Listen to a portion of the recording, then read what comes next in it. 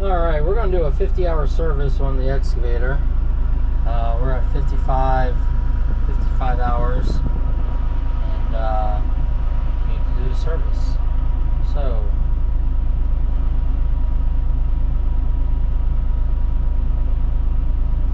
today we need to grease the swing bearing and pinion, which we actually did that yesterday. So that one's already done. Replace the case drain filter, so we're going to do that. Replace the hydraulic filter, so we got to do that. And then we need to replace the travel motor fluid. So I got the fluid to do that. So let's go ahead and open everything up, and let's get busy. All right, so we'll open this up. There's a little lever here. This pops open, and we have hydraulic filters right here. The case drain filter is down there, so we have to take this cover off to do that. And then what we're going to do is, actually, let's fire everything up.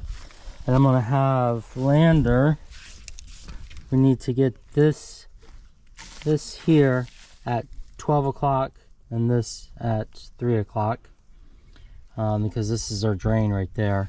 So I'm going to get the other side here. Same thing with that side, just need to rotate it a little bit. So let's get those rotated.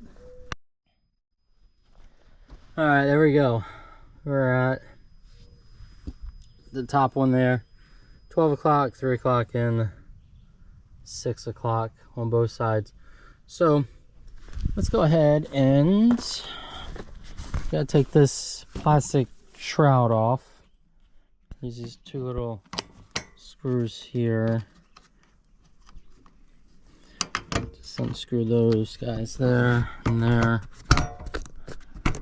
And then this whole piece slides up. Stick this out of the way.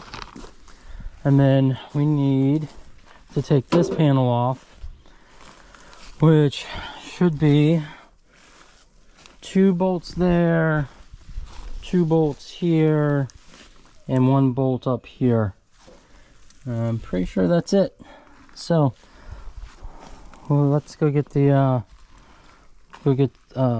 a ratchet and socket for those, and we'll pull that off. Alright, we got the new filters on. That was a mess. It's all down on the bottom plate now. On this one, I drilled a hole and I took a container and I tried to catch most of it, but once you start unscrewing it, it just started spraying everywhere. This one over here is a pain with all the wire harness and battery cable in the way. I did pinch this hose off because this goes directly up to the tank, so I don't know if it would just start free flowing or not, so I just went ahead and pinched it off. And again, you can see here, there's really no way to take this off without making a mess. So I think what I'm going to do here in the next time I have to do this, I think is at like 500 hours or 1,000 hours or something like that. It's not very often, but I think what I'm going to do is drill a hole through this plate. This plate's only 3/16 thick, so I think what I'm going to do is I'm going to drill a hole in the bottom of this, so when it does train, it'll go through that hole, and I'll put a container down here to catch it. And instead of it just going under the battery, it went under the battery, went all back up in there. This is a mess. They could have done a little bit better job designing this, or they could have made this bracket on a swing so you could swing it out and then do it, and then swing it back in, because on both ends it's just rubber hoses. But what I might do, actually no, that's a better thought. I might put a splice in this rubber hose back here and make this about 1.5 or 2 feet longer.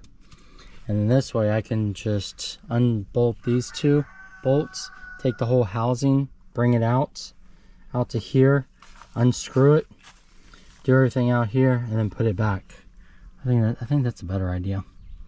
But that's I think I'll tackle that the next time I go to change these filters. But I mean, overall it wasn't too bad getting to, but just a mess. Alrighty, now the only thing we gotta do next is the drain, or the drive motors. So let's go ahead and do that. Alright, we got this draining out. That oil does not look very healthy. Maybe that's the reason why they tell you to change it after 50 hours. But I think the next oil change for these drive motors is like 700 hours or something. I'll double check in the book, and I'll let you guys know.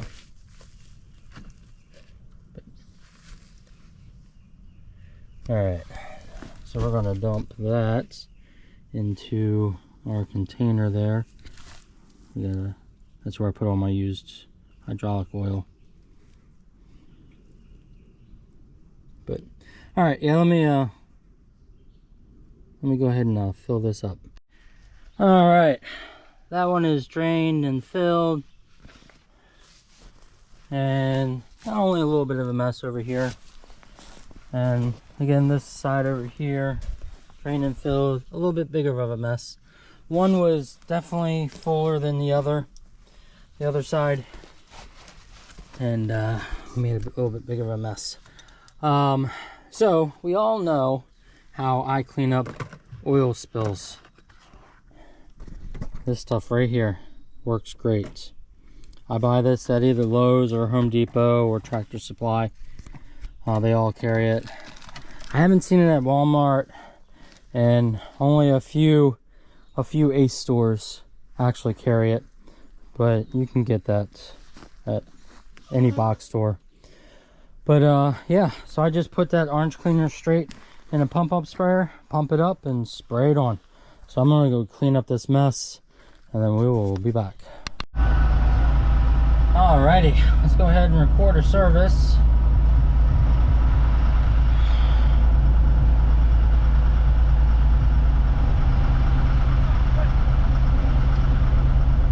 Did the travel motor fluid, replace hydraulic fluid filter, and replace case drain filter. So, add notes.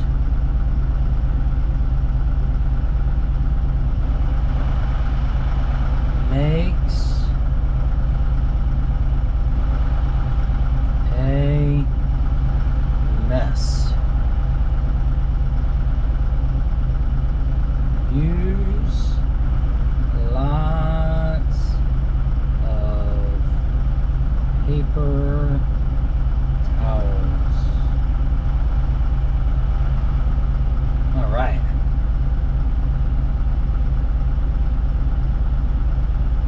Let's record service. All right. Cool. Now, let's go back to services. So it says next service due in 50 hours.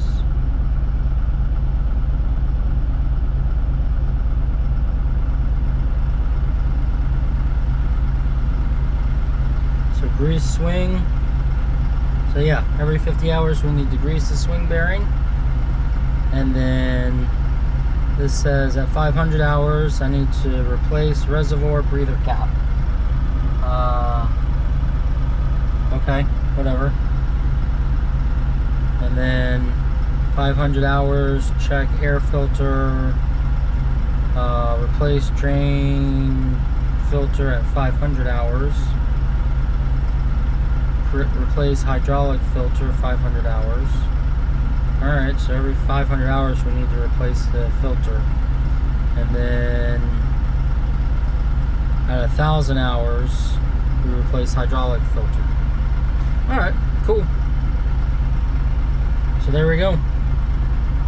Alright, let's go out and see if we have any hydraulic leaks.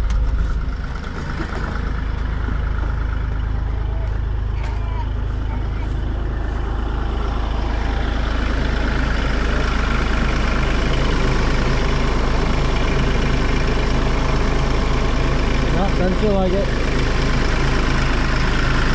Our hydraulic oil is low, so we're going to have to top that off before we use it. So, yeah. Alright, I need to go look in the book and see what kind of hydraulic oil this takes. Alright, I think that's going to be it for this one. Short little video on the service on the new excavator. Hopefully this will help anyone who is looking at getting a Bobcat excavator on what they're going to be faced with when it comes to service. But yeah, hope you guys enjoyed, and I will see you next time. Take care. Bye.